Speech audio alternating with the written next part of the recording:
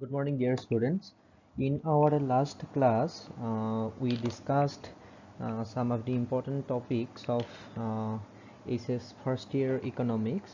In that class, we discussed the syllabus of economics for ACES first year. Then we discussed the recent changes made by Assam Higher Secondary Education Council in the course structure of economics, and then we discussed the meaning of economics, and we also discussed some definitions of economics. We discussed the wealth definition forwarded by Adam Smith. Then we discussed the welfare definition given by Alfred Marshall, and lastly we discussed the scarcity definition given by Professor Robbins. So in this class we shall be discussing about some of the important topics like microeconomics and macroeconomics, differences between the two, and also the scope of microeconomics and macroeconomics. So in our last class, I conducted a survey among you through Google Forms. I think 54 students submitted the Google form, and I came to know that 80% of you preferred YouTube classes like this, and 20% of you have told that they prefer um, live classes such as Google Meet classes, Zoom classes, etc. Since majority of you like YouTube classes like this, so I shall try to make some videos and upload those videos in YouTube. So actually comparatively it is difficult to make a YouTube video as compared to a live class, right? So live class এটাৰ তুলনাত YouTube video' এটা কৰিবৰ কাৰণে অকণমান বেছি কষ্ট হয়, মোৰ বেছি সময়ো লাগে। কাৰণ তোমাৰ লাইভ ক্লাছত কি হয়, জাষ্ট এপ্লিকেশ্যনটো থাকিব লাগে, গুগল মিট থাকিব লাগে ধৰা, নহ'লে জুম আছে তোমাৰ, জাষ্ট ইজি আৰু তুমি জাষ্ট এটা কনফাৰেঞ্চিং নিচিনা ক্লাছ হয়, তাত সিমান প্ৰব্লেম নাই। কিন্তু ইউটিউব ভিডিঅ'টো কৰিবৰ কাৰণে কি কৰা হয়, বহুত ভালেমান কাম আছে আচলতে ইউটিউব ভিডিঅ' এটা কৰিবৰ কাৰণে, ভালেমান কাম কৰিবলগীয়া হয়। প্ৰথমতে গোটেই শ্লাইডবোৰ বনাব লাগিব পাৱাৰ পইণ্টত শ্লাইডবোৰ বনোৱাৰ পিছতে সেইবোৰ কি কৰিব লাগিব, তাত এনিমেশ্যন দিব লাগিব। এনিমেশ্যন দিয়াৰ পিছতে তোমাৰ অডিঅ'টো ৰেকৰ্ড কৰিব লাগিব। অডিঅ' ৰেকৰ্ডিঙৰ পিছত অডিঅ'টো মিক্স কৰিব লাগিব, এডিটিং কৰিব লাগিব, তাৰপিছত তুমি ভিডিঅ'ত কনভাৰ্ট কৰিব লাগিব। কনভাৰ্ট কৰাৰ পিছত সেইটো ইউটিউবত আপলোড কৰিব লাগিব। আপলোড হ'বলৈও ভালেমান সময় লাগে। আপলোড কৰাৰ পিছত তোমাৰ সেইটো আকৌ লিংকটো আহিব, লিংকটো শ্বেয়াৰ কৰিব লাগিব। চ' ভালেমান কাম থাকে। হ'লেও তোমালোকে 80%ই ইউটিউব ক্লাছ ভাল পোৱা বুলি ক'লা, গতিকে মই ইউটিউবতে কিছুমান ক্লাছ দিবলৈ চেষ্টা কৰিম যিমান দূৰ সম্ভৱ হয়। চ' তেতিয়াহ'লে anyway let us start today's class. So first of all, let us know about microeconomics and macroeconomics. Actually, traditionally the subject matter of economics has been studied under two broad branches, microeconomics and macroeconomics. Traditionally, that means the subject matter of economics have been divided in two branches. For the convenience of study, we have divided the different subjects of economics in two branches, namely microeconomics and macroeconomics. So microeconomics and macroeconomics are nothing but the branches of economics. So economics দুটা branch আছে, দুটা branch মানে শাখা আছে। অধ্যয়নৰ পৰিসৰৰ ভিত্তিত অৰ্থনীতি বিজ্ঞানক দুটা শাখাত বিভক্ত কৰা হৈছে। এটা হৈছে ব্যষ্টিবাদী অৰ্থনীতি আৰু আনটো হৈছে সমষ্টিবাদী অৰ্থনীতি। আচলতে অৰ্থনীতি বিজ্ঞানত বিভিন্ন বিষয় আছে, বিভিন্ন টপিক আছে ষ্টাডিৰ কাৰণে। We have different topics to be studied in economics, so we cannot study all the topics all together. So that is why we have to systematically divide the topics in some branches for the convenience of our study. So that is why we have divided the topics in two branches under two broad branches, namely microeconomics and macroeconomics. Study কৰিবৰ কাৰণে সুবিধা হ'বৰ কাৰণে আমি কি কৰিছোঁ, ইকনমিক্সৰ টপিকবিলাকক দুটা ভাগত ভাগ কৰিছোঁ আৰু এটা ভাগক আমি ব্যষ্টিবাদী অৰ্থনীতি বুলি কৈ আলোচনা কৰোঁ আৰু আনটো ভাগক একেলগে সমষ্টিবাদী অৰ্থনীতি বুলি কোৱা হয়। গতিকে এই দুটা ভাগত ভাগ কৰি আলোচনা কৰা হৈছে। আচলতে অৰ্থনীতি বিজ্ঞানত বহুত বিভিন্ন ধৰণৰ টপিক আছে, বিভিন্ন ধৰণৰ অধ্যয়নৰ বিষয় আছে, যেনেকৈ দৰ, বজাৰ, ৰাষ্ট্ৰীয় আয়, আন্তৰ্জাতিক বাণিজ্য, গতিকে মূলধন হ'ব পাৰে, ঠিক তেনেকৈ তোমাৰ ৰেট অফ ইণ্টাৰেষ্ট, ছেভিং, বিভিন্ন ধৰণৰ বিষয় আছে। গোটেইবিলাক বিষয়ক একেলগতে একেটা ধৰণে আলোচনা কৰিলে কিছুমান অসুবিধা হয়। সেইটো কাৰণে আমি কি কৰিছোঁ, কিছু অধ্যয়নৰ সুবিধাৰ কাৰণে আমি ভাগ ভাগ কৰি লৈছোঁ টপিকবিলাকক। কিছুমান টপিকক আমি মাইক্ৰ' ইকনমিক্সত বা ব্যষ্টিবাদী অৰ্থনীতিত ৰাখিছোঁ আৰু কিছুমান টপিকক কি কৰিছোঁ আমি সমষ্টিবাদী অৰ্থনীতি মেক্ৰ' ইকনমিক্সত ৰাখিছোঁ, যাতে আমাৰ অধ্যয়নত খেলি মেলি নালাগে। গতিকে এতিয়া আমি মাইক্ৰ' ইকনমিক্স মানেনো কি হয় আৰু মেক্ৰ' ইকনমিক্স মানেনো কি হয় আৰু দুয়োটাৰ মাজত ডিফাৰেঞ্চ কি কি আছে সেইবিলাকৰ বিষয়ে আলোচনা কৰোঁ। So first of all, let us know the meaning of microeconomics. ব্যষ্টিবাদী অৰ্থনীতিৰ অৰ্থনো কি হয়, ব্যষ্টিবাদী অৰ্থনীতি মানেনো কি, সেই সম্পৰ্কে আমি প্ৰথমতে আলোচনা কৰোঁ। In microeconomics, we study the behavior of individual economic agents in the markets for different goods and services and try to figure out how prices and quantities of goods and services are determined through the interaction of individuals in these markets. So first of all, microeconomics means a branch of economics. We have already studied that there are two branches of economics. One is microeconomics and the other is macroeconomics. In microeconomics, first of all, micro means what? Micro means small or tiny, small organisms, small particles. So for example, through microscope is used to observe some very tiny particles, tiny microorganisms. So micro means very small. So in microeconomics, we study the small or individual units of an economic system. In an economic system or an economy, there are many economic activities, different economic agents, different interactions. So some interactions or agents are smaller compared to others. So in microeconomics, we study the small components, comparatively smaller components of the economic system. For example, an individual buyer, an individual seller, an individual market. So in individual level we study. So basically it is the study of the behavior of individual economic agents like individual buyers, the behavior of a buyer, the behavior of a seller, the behavior of a person, the behavior of a consumer, the behavior of a particular firm. So in individual level, all these topics are studied in individual levels in microeconomics. So in microeconomics, we also study how different goods and services can be traded in the market and by determining their prices and quantities. So actually microeconomics studies the small components of the economy. So let us take two examples. First of all, number one, an individual buyer, and number two, the buyers of the whole country, the buyers of India, suppose. So first example was an individual buyer. He is a single entity. So individual buyer, it will be studied in microeconomics.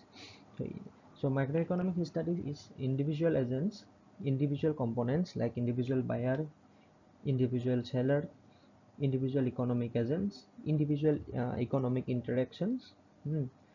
So all you have to understood, all you have to understand is that in microeconomics we study the individual agents and the interaction among themselves. So ব্যষ্টিবাদী অৰ্থনীতিত আমি কি কৰোঁ, মানে ব্যক্তি পৰ্যায়ৰ যিবিলাক অৰ্থনৈতিক গোট আছে সেইবিলাকৰ বিষয়ে আলোচনা কৰোঁ। আমি জানো যে অৰ্থনৈতিক প্ৰক্ৰিয়া এটাত বা অৰ্থনীতি এটাত কি হয়, বিভিন্ন ধৰণৰ কাৰক কিছুমান আছে, বিভিন্ন ধৰণৰ কিছুমান এজেণ্ট আছে, অৰ্থনৈতিক এজেণ্ট মানে অৰ্থনৈতিক কাৰ্যকলাপ সম্পাদন কৰা ব্যক্তি বা বিভিন্ন অনুষ্ঠান প্ৰতিষ্ঠান জড়িত হৈ থাকে। গতিকে আমি ব্যষ্টিবাদী অৰ্থনীতিত কি কৰোঁ, সেইবিলাক অনুষ্ঠান প্ৰতিষ্ঠান বা সেইবিলাক অৰ্থনৈতিক কাৰ্যকলাপৰ বিষয়ে আলোচনা কৰিম যিবিলাক কি হয় ব্যক্তি পৰ্যায়ত হয়। মানে এজন ব্যক্তি বা এগৰাকী ব্যক্তিৰ যিটো আচৰণ, যেতিয়া কোনোবা এজন মানুহ দোকানলৈ কিবা এটা কিনিবলৈ গৈছে তেওঁৰ আচৰণটো, বা কোনোবা এজন ব্যৱসায়ীয়ে কি কৰিছে সামগ্ৰী এটা বিক্ৰী কৰিছে, গতিকে তেওঁৰ কেনেকুৱা ধৰণৰ আচৰণ কৰে, ধৰা হ'ল তেওঁ দামটো যদি বেছি পায় তেতিয়াহ'লে কি কৰিব, বেছিকৈ সামগ্ৰীটো বিক্ৰী কৰিবলৈ আগ্ৰহী হ'ব, আৰু দাম যদি কম পায় তেওঁ বিক্ৰী কৰিবলৈ নিবিচাৰিব। গতিকে এইটো যিটো আচৰণ, এনেকুৱা ধৰণৰ ব্যক্তি পৰ্যায়ৰ যিবিলাক আচৰণ, এইবিলাকৰ বিষয়ে কি কৰে ব্যষ্টিবাদী অৰ্থনীতিয়ে আলোচনা কৰে। আচলতে ব্যষ্টিবাদী অৰ্থনীতিৰ যিটো ইংৰাজী পৰিশব্দ মাইক্ৰ' ইকনমিক্স, ইয়াতে আমাৰ গোটেই অৰ্থটো লুকাই আছে। মাইক্ৰ' মানে কি হয়, মাইক্ৰ' মানে সৰু। আমি জানো যে মাইক্ৰস্কোপ অনুবীক্ষণ যন্ত্ৰ, মাইক্ৰস্কোপত আমি কি কৰোঁ, সৰু সৰু যিবিলাক বস্তু আমি চকুৰে মনিব নোৱাৰোঁ, চকুৰে চাব নোৱাৰোঁ, সেইবিলাক বস্তু কি কৰা হয় মাইক্ৰস্কোপেৰে আমি চাওঁ। গতিকে মাইক্ৰস্কোপ মানে হৈছে কি, একেবাৰে সৰু বস্তু চাবৰ কাৰণে ব্যৱহাৰ কৰা এবিধ যন্ত্ৰ। তেনেকৈ মাইক্ৰ' ইকনমিক্সো হৈছে কি, অৰ্থনীতি এটাৰ যিবিলাক সৰু সৰু ইউনিট আছে, এজন ব্যৱসায়ী বা এজন বিক্ৰেতা, এজন ক্ৰেতা, এজন উপভোক্তা, এখন সৰু মাৰ্কেট বা এখন ফাৰ্ম, তেনেকুৱা সৰু সৰু ব্যক্তি পৰ্যায়ৰ যিবিলাক আছে অৰ্থনৈতিক গোট, এইবিলাকৰ বিষয়ে আলোচনা কৰা আৰু এইবিলাকৰ আচৰণ সম্পৰ্কে আলোচনা কৰা। আৰু এই ব্যক্তি পৰ্যায়ৰ অৰ্থনৈতিক গোটবিলাকে একেলগতে আন্তঃক্ৰিয়াৰ যোগেদি বজাৰত কিদৰে বস্তুৰ দামটো নিৰ্ধাৰণ কৰে আৰু বজাৰত কিমান সামগ্ৰীৰ যোগান দিয়া হ'ব বা কিমান সামগ্ৰীৰ চাহিদা আহিব, এই গোটেইবিলাক কথা কি কৰা হয় আমি ব্যষ্টিবাদী অৰ্থনীতিত আলোচনা কৰোঁ। Now let us discuss about macroeconomics. So macroeconomics is the second branch of economics. সমষ্টিবাদী অৰ্থনীতি হৈছে অৰ্থবিজ্ঞানৰ বা অৰ্থনীতি বিজ্ঞানৰ আমাৰ দ্বিতীয়টো শাখা। প্ৰথমটো শাখা আছিলে ব্যষ্টিবাদী অৰ্থনীতি আৰু দ্বিতীয়টো শাখা হ'ল সমষ্টিবাদী অৰ্থনীতি। Now what is macroeconomics? In macroeconomics we try to get an understanding of the economy as a whole by focusing our attention on aggregate measures such as total output, employment and aggregate price level. So in macroeconomics we do not study the economic agents in individual level. So we already have discussed that in microeconomics we study the interaction and behavior of individual economic agents like individual buyers, sellers, etc. But in macroeconomics we do not study the economy in individual level. Rather we study the economy as a whole. So there is an important point that there are some differences between economics and economy. In economics, economics, in economics means it is a branch of social science. You already know the meaning of economics, but when you say about economy, economy means the economic system of a particular nation. For example, Chinese economy, Indian economy, US economy. Economy means the economic system of a particular country. So in macroeconomics we study the economy as a whole. In macroeconomics we study the whole country, the whole nation. For example, the whole Chinese economy, whole Indian economy, the whole US economy. In macroeconomics we do not study individual economic agents. We do not study the interaction or the behavior of an individual buyer and individual seller. Rather, we study the behavior of all economic agents altogether. For example, the behavior of all buyers in a particular country, the behavior of all sellers in a particular country, the behavior of all producers in a particular country. That means we try to get an understanding of the economy as a whole. In macroeconomics, we focus on aggregate measures such as total output, employment, aggregate price level, inflation, international trade, fiscal policy, monetary policy. All these are studied in macroeconomics. So ব্যষ্টিবাদী অৰ্থবিজ্ঞানত সৰু অৰ্থনৈতিক গোটসমূহৰ আচৰণ সম্পৰ্কে আলোচনা কৰাৰ সলনি সমষ্টিবাদী অৰ্থনীতিত গোটেই অৰ্থনীতি এটাত সামগ্ৰিকভাৱে অধ্যয়ন কৰা হয়। সামগ্ৰিক দৰ স্তৰ, নিয়োগ, জাতীয় আয়, মুদ্ৰাৰ যোগান আদিৰ দৰে তুলনামূলকভাৱে বৃহৎ পৰিসৰৰ বিষয়সমূহ সমষ্টিবাদী অৰ্থনীতিয়ে অধ্যয়ন কৰে। গতিকে আমি ইতিমধ্যে আলোচনা কৰিছোঁ যে ব্যষ্টিবাদী অৰ্থবিজ্ঞানত সৰু অৰ্থনৈতিক গোটবিলাকৰ আচৰণ, আন্তঃক্ৰিয়া আদিৰ বিষয়ে আলোচনা কৰা হয়। উদাহৰণস্বৰূপে এজন ক্ৰেতা, এজন বিক্ৰেতা, এগৰাকী উপভোক্তা, গতিকে তেনেকুৱা ব্যক্তি পৰ্যায়ৰ অৰ্থনৈতিক গোট যিবিলাক আছে সেইবিলাকৰ আচৰণ বা সেইবিলাকে কেনেদৰে আন্তঃক্ৰিয়া কৰে সেইবিলাকৰ বিষয়ে আলোচনা কৰা হয়। কিন্তু সমষ্টিবাদী অৰ্থনীতিত কি হয়, আচলতে সমষ্টিবাদী বুলি ক'লে ইয়াৰ অৰ্থটোতে ইয়াৰ নামটোতে অৰ্থ লুকাই আছে। সমষ্টি মানে কি হয়? সমষ্টি মানে কি? এটা গোট হয়। সমষ্টি মানে অকলশৰীয়াকৈ কেতিয়াও হ'ব নোৱাৰে। সকলোৱে মানে একেলগতে কৰাটোক আমি কি বুলি কওঁ? সমষ্টি বুলি কওঁ। সকলোকে একেলগে সমষ্টি বুলি কওঁ।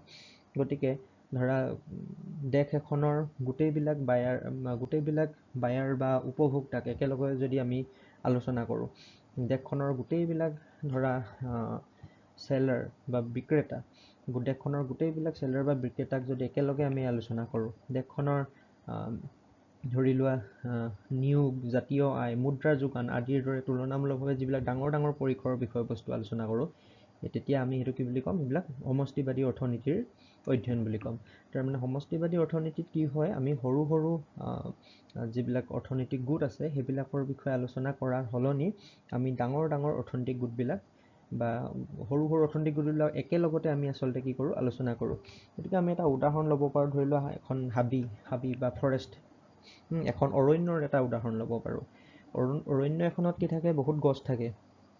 তুমি যদি প্ৰতিজোপা গছকে এজোপা এজোপাকৈ আলোচনা কৰা, বোলে এই গছজোপা কিমান ওখ হয়, এই গছজোপাৰ বয়স কিমান হৈছে, গছজোপা পাতবিলাক কেনেকুৱা ধৰণৰ হয়, গতিকে এজোপা এজোপা গছ যদি আলোচনা কৰা হয় সেইটো হ'ব ব্যষ্টিবাদী অৰ্থবিজ্ঞান, মাইক্ৰ'ইকনমিক্স। কিন্তু আমি যদি গোটেই অৰণ্যখনক একেলগে আলোচনা কৰোঁ, গোটেই অৰণ্যখনৰ আলোচনা একেলগে যদি আলোচনা কৰা হয়, গোটেই অৰণ্যখন কিমান ডাঙৰ হয়, গোটেই অৰণ্যখনত কিমানজোপা গছ আছে, বা গোটেই অৰণ্যখনৰ বৈশিষ্ট্যটো কেনেকুৱা হয়, বৰ্ষাৰণ্য হয় নে কি অৰণ্য হয়, গতিকে গোটেই অৰণ্যখনৰ বিষয়ে একেলগতে যদি আলোচনা কৰা হ'ব, সেইটো হ'ব আমাৰ সমষ্টিবাদী অৰ্থনীতিৰ দৰে বা সমষ্টিবাদী অৰ্থবিজ্ঞানৰ দৰে। ব্যষ্টিবাদী অৰ্থবিজ্ঞানৰ দৰে কেতিয়া হ'ব? যেতিয়া আমি প্ৰতিজোপা গছকে আলোচনা কৰোঁ, প্ৰতিজোপা গছক এজোপা এজোপাকৈ আলোচনা কৰোঁ। আৰু সমষ্টিবাদী অৰ্থবিজ্ঞানত কেনেকুৱা ধৰণৰ হ'ব? যে আমি গোটেই অৰণ্যখনক একেলগে আলোচনা কৰিম। কথাটো একেটাই যে অৰণ্য বুলি ক'লে ইয়াত আমাৰ কি হৈছে? আমি ইকনমিক্সৰ কথা যিহেতু কৈছোঁ, ইয়াত অৰণ্য মানে হৈছে গোটেই দেশখনৰ অৰ্থনীতিটো। গতিকে গোটেই দেশখনৰ অৰ্থনীতিক সামগ্ৰিকভাৱে একেলগে যদি আলোচনা কৰা হয় সেইটো আমাৰ সমষ্টিবাদী অৰ্থনীতি হ'ব। তেনেকুৱা ধৰা গোটেই দেশখনৰ সামগ্ৰিক দৰ স্তৰ, প্ৰাইচটো কেনেকুৱা, বাঢ়িছে নে কমিছে, গোটেই দেশখনত নিবনুৱা সমস্যা কেনেকুৱা আছে, গোটেই দেশখনৰ জাতীয় আয় কিমান আছে, দেশখনত মুদ্ৰাৰ যোগান কেনেকুৱা হৈছে, গোটেই দেশখনৰ চৰকাৰী নীতিবিলাক কেনেকুৱা, ভাল হৈছে নে বেয়া হৈছে, সেইবিলাকৰ বিষয়ে আমি সমষ্টিবাদী অৰ্থনীতিত আলোচনা কৰিম। আৰু ব্যষ্টিবাদী অৰ্থনীতিত কি হ'ব? সৰু সৰু গোটবিলাক, যেনেকৈ আমি অৰণ্যৰ প্ৰতিজোপা গছৰ কথা কৈছিলোঁ, ইয়াত কি হ'ব? অৰ্থনীতিটোৰ প্ৰতিটো অৰ্থনৈতিক গোট, প্ৰতিজন ভোক্তা, প্ৰতিজন বিক্ৰেতা বা প্ৰতিখন বজাৰ, সেইবিলাক আমি ব্যক্তি পৰ্যায়ত আমি আলোচনা কৰিম। তেতিয়া সেইটো হ'ব ব্যষ্টিবাদী অৰ্থবিজ্ঞান। গতিকে ব্যষ্টিবাদী অৰ্থবিজ্ঞানত সৰু সৰু গোটবিলাকৰ বিষয়ে এটা এটাকৈ আলোচনা কৰা হ'ব, আৰু সমষ্টিবাদী অৰ্থনীতিত কি কৰা হ'ব? সকলোবোৰ গোটক একেলগে সামগ্ৰিকভাৱে আলোচনা কৰা হ'ব। So we have come to know about the meaning of microeconomics and macroeconomics, and also we have come to know about the differences between microeconomics and macroeconomics. After that, let us discuss the scope of microeconomics. ব্যষ্টিবাদী অৰ্থনীতি আৰু সমষ্টিবাদী অৰ্থনীতিৰ বিষয়ে ভালদৰে আলোচনা কৰাৰ পিছত আমি ব্যষ্টিবাদী অৰ্থনীতিৰ পৰিসৰ কি আছে, তাৰ মানে ব্যষ্টিবাদী অৰ্থনীতিয়ে কি বিষয়ে আলোচনা কৰে সেই সম্পৰ্কে জানি লোৱাটো ভাল হ'ব। First of all, the theory of consumer behavior, it is studied under microeconomics. উপভোক্তাৰ আচৰণ তত্ত্বটো হৈছে আমাৰ ব্যষ্টিবাদী অৰ্থনীতিৰ এটা গুৰুত্বপূৰ্ণ বিষয়। Now, what is the theory of consumer behavior? There are some theories related to the behavior of a consumer. All these theories are studied in microeconomics. Consumer behavior means the behavior of a consumer when he buys something, when he goes to the market. For example, the consumer wants to maximize his satisfaction. We know that the utility maximization or the maximization of the satisfaction is the main aim of a particular consumer. So there are different behaviors of a particular consumer. For example, a consumer prefers to buy a commodity which is available at lower market price. So when the price goes up, he will not buy, and when the price goes down, he will buy the commodity. So these kind of behaviors constitute the theory of consumer behavior. So all these theories related to the behavior of consumers are the subject matter of microeconomics. গতিকে উপভোক্তাৰ আচৰণ তত্ত্বটো কি হৈছে আমাৰ ব্যষ্টিবাদী অৰ্থনীতিৰ এটা গুৰুত্বপূৰ্ণ অংগ। গতিকে উপভোক্তাৰ আচৰণ বুলি ক'লে আমি কি বুলি বুজি পাওঁ, যেতিয়া উপভোক্তা এজন বজাৰলৈ যায় বা উপভোক্তা এজনে যেতিয়া কিবা এটা সামগ্ৰী ক্ৰয় কৰে, তেওঁ কেনেকুৱা ধৰণৰ আচৰণ কৰে সেই গোটেইবিলাক আমি কি কৰোঁ, উপভোক্তাৰ আচৰণ তত্ত্ব ইয়াত আলোচনা কৰা হয়। গতিকে উদাহৰণস্বৰূপে উপভোক্তা এজনে কোনবোৰ সামগ্ৰী বাৰু কিনিবলৈ বিচাৰে, যিবিলাক সামগ্ৰীৰ দৰটো কম হয় সেইবিলাক সামগ্ৰী তেওঁ কিনিবলৈ বিচাৰে, আৰু যেতিয়া সামগ্ৰীৰ দৰটো বাঢ়ি যায়, প্ৰাইচটো বাঢ়ি যায়, তেতিয়া কি কৰিব, তেওঁ সামগ্ৰীবোৰ হয়তো নিকিনিব। গতিকে এনেকুৱা ধৰণৰ যিবিলাক উপভোক্তাৰ আচৰণ আছে এই গোটেইবিলাক আমি উপভোক্তাৰ আচৰণ তত্ত্বত আলোচনা কৰোঁ, আৰু এইটো হৈছে বা উপভোক্তাৰ আচৰণ তত্ত্বটো হৈছে ব্যষ্টিবাদী অৰ্থনীতিৰ এটা গুৰুত্বপূৰ্ণ অংগ। Next, the theory of production. Production means to produce something, that means to make something. So in an economy, many goods and services are produced.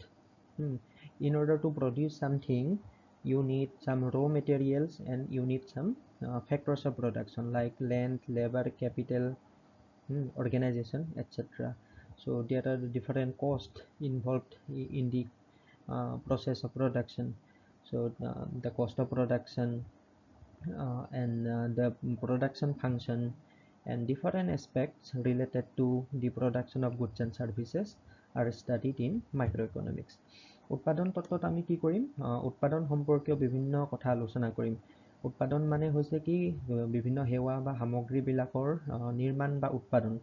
আমি জানো যে অৰ্থনীতি এটাত প্ৰতি বছৰে কি হয়, বিভিন্ন ধৰণৰ সামগ্ৰীৰ উৎপাদন হয়। ধৰি লোৱা এটা ফোন উৎপাদন কৰা হৈছে, গাড়ী উৎপাদন কৰা হৈছে, এটা ক্ৰীম উৎপাদন কৰা হৈছে, ঠিক আছে।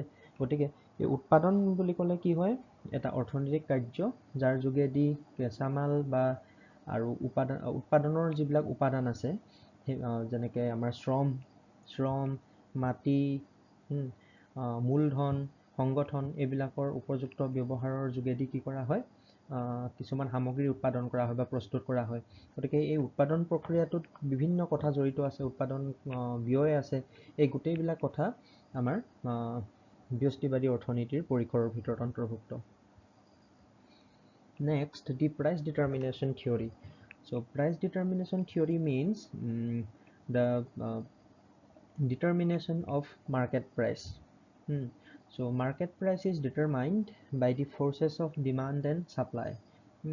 First of all, price means the market value of a particular commodity. Now a question may come to your mind that how do we determine the price of a particular commodity in the market? Actually, there are different theories related to the determination of prices. all these theories are studied in microeconomics. দৰ হৈছে আমাৰ কোনো সামগ্ৰী এটাৰ বজাৰত উপলব্ধ কোনো সামগ্ৰী এটাৰ মূল্য বজাৰ মূল্য আচলতে গতিকে এতিয়া দৰটো কিদৰে নিৰ্ণয় কৰা হয় ধৰি লোৱা কোনোবা ফোন এটাৰ দাম হৈছে 16000 টকা 16000 টকাটো বাৰু কেনেদৰে নিৰ্ণয় কৰা হ'ল গতিকে দৰ নিৰ্ণয় কৰাৰ বিভিন্ন দৰ কিদৰে নিৰ্ণয় কৰা হয় দৰ কিয় বাঢ়ে কিয় কমে তেনেকুৱা বিভিন্ন ধৰণৰ তত্ত্ব আছে অৰ্থবিজ্ঞানত এই গোটেইবিলাকক আমি ব্যষ্টিবাদী অৰ্থনীতিত আলোচনা কৰোঁ next market mechanism market is an institution where interaction is carried out between the buyers and sellers. In market exchange actually some kind of exchange is taken place between the buyers and the sellers. So some people buys goods and services and some people sell goods and services. So this is market. So the market mechanism, different kinds of markets such as monopoly market, perfectly competitive market, oligopoly market, all these are studied in microeconomics.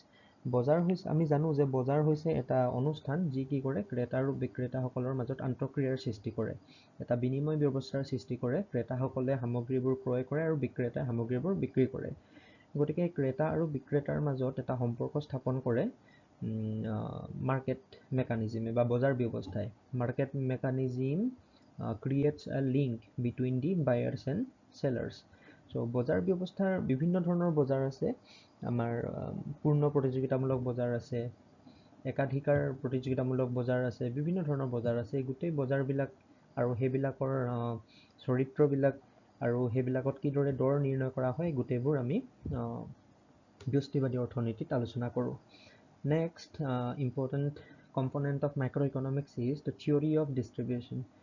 Distribution means dividing something among different people.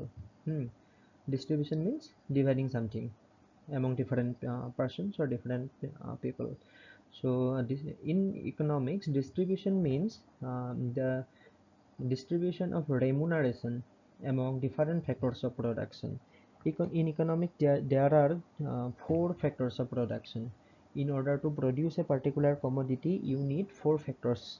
These factors are known as the factors of production. First of all, land. You must have a land or a plot of land in order to start an industry, suppose. So you have to pay rent, rent, rent for the land. Number 2, labor is the second most important factor of production. So labor requires wage, wage, wage. Thirdly, capital is the third factor of production. Capital needs rate of interest. And fourthly, the organization or entrepreneur is the fourth factor of production. It needs profit. So distribution of rent, wage, interest and profit among the 4 factors of production, namely land, labor, capital and organization, is known as the theory of distribution.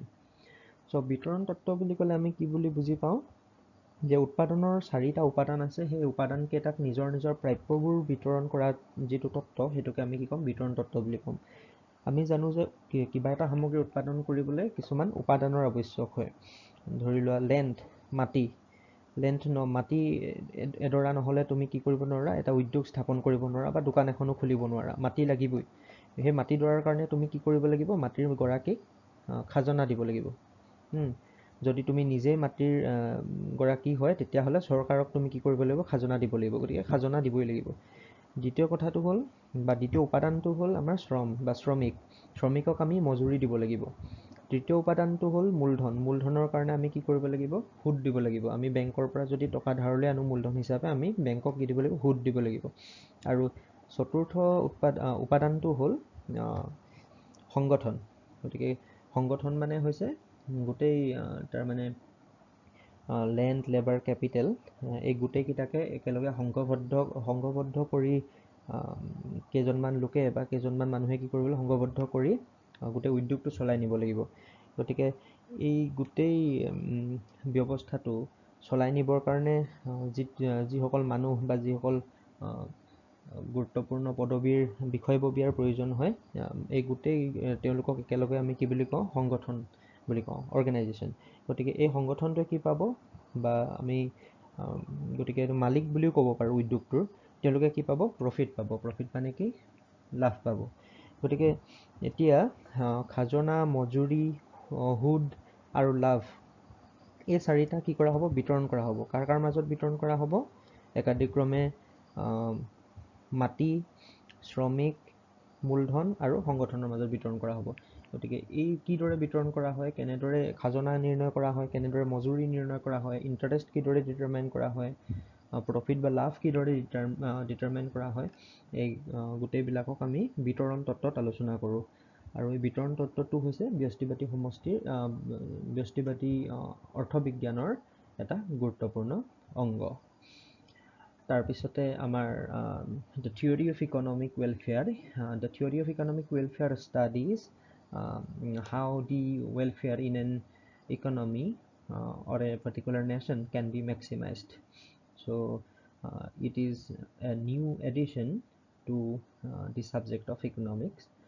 So অৰ্থনৈতিক কল্যাণ তত্ত্বত কি কৰা হয়, আমাৰ কল্যাণ কিদৰে বৃদ্ধি কৰিব পাৰি, কল্যাণৰ বিষয়ে আমি অলৰেডি আলোচনা কৰিছোঁ।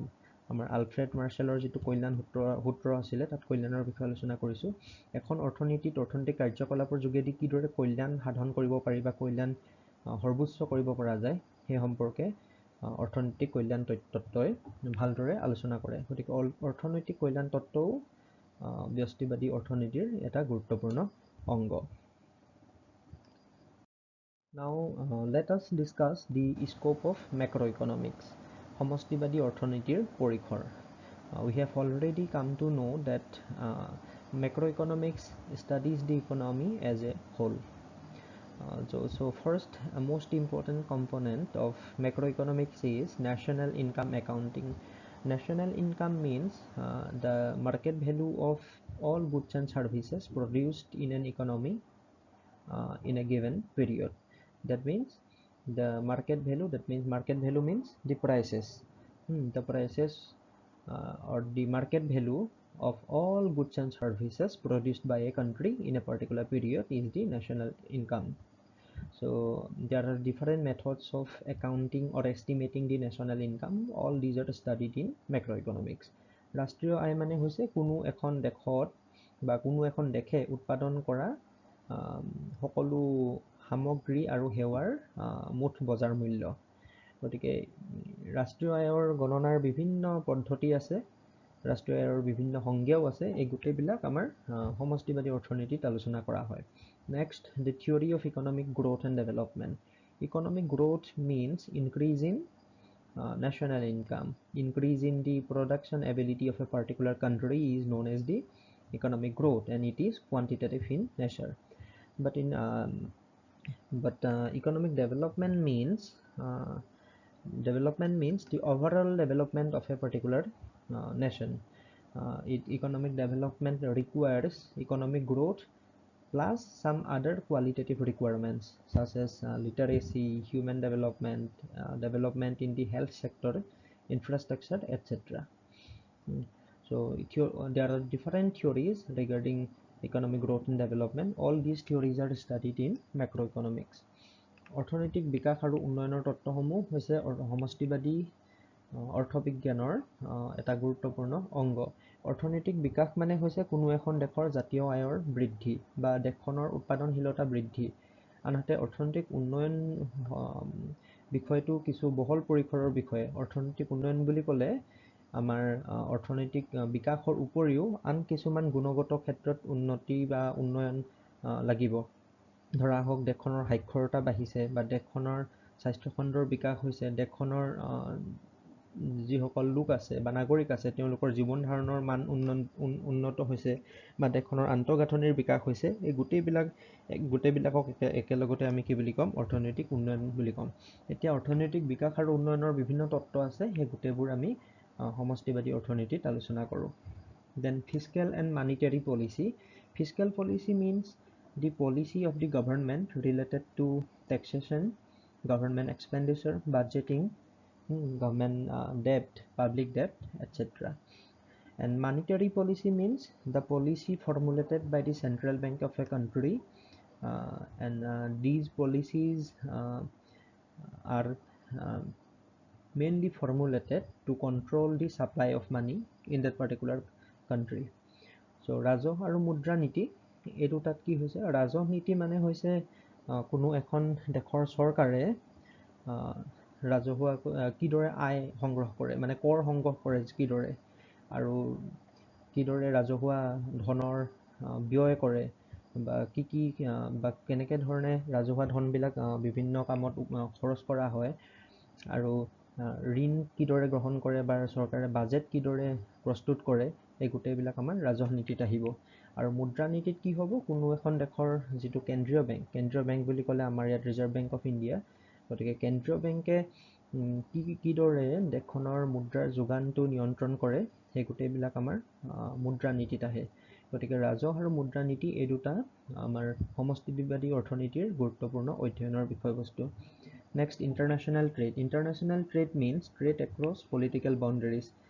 So international trade means a particular business or trade which is conducted among different nations. Now there are different theories related to international trade. Different institutions are also there, like WTO, IMF.